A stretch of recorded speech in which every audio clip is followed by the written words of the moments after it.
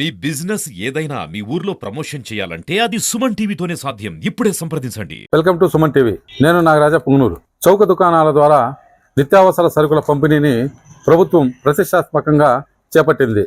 ఈ నేపథ్యంలో పుంగనూరు నియోజకవర్గంలోని 6 మండలాల్లోనూ ఉదయం నుంచి కార్డుదారులు రేషన్ షాపుల వద్దకు వెళ్లి సరుకులు తెచ్చుకుంటున్నారు.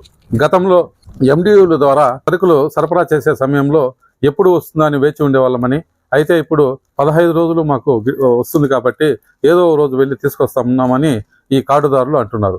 ఈ విషయమై తహసీల్దార్ హనుమంతు మరియు కార్డుదారులను అడిగి తెలుసుకున్న పదండి. నమస్కారం. చౌడేపల్లి మండలంలో 33 షాపులు చౌక దుకాణాలు గలవు. ఈ చౌక దుకాణాలు 33 షాపుల్లోన గత 3 రోజులుగా ప్రతి షాపును తనిఖీ చేసి ఈ పాస్ మిషన్లు, వేయింగ్ మిషన్స్ కరెక్ట్గా పనిచేసేట్లుగా కండిషన్లో పెట్టించినాము.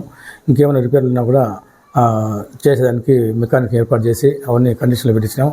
ఈరోజు అంటే జూన్ 1 తేదీ నుంచి ఉదయం నుంచి కార్డు హోల్డర్స్కు లోకల్ లీడర్స్తో పిలిపించి వాళ్ళ చేతుల మీదుగా ప్రారంభోత్సవం చేయించినాము.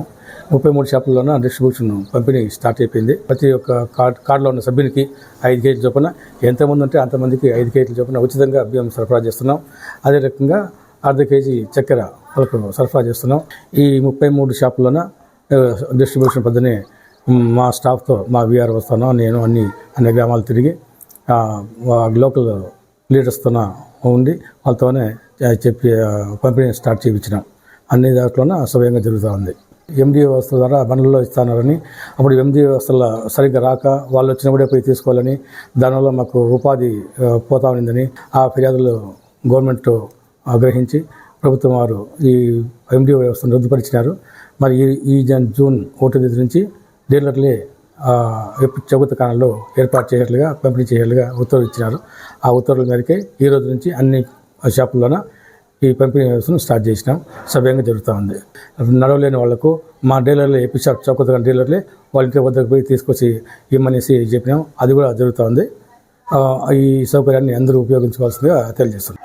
హాయ్ సార్, నా పేరు ఎన్ సాయి శ్రవంత్. మాది చౌడేపల్లి గ్రామము, చౌడేపల్లి పంచాయతీ, చౌడేపల్లి మండలం నుంచి మాట్లాడుతున్నాం సార్. సార్, ముందున్న గవర్నమెంట్కి ఇప్పుడున్న గవర్నమెంట్కి చాలా తేడా ఉంది సార్.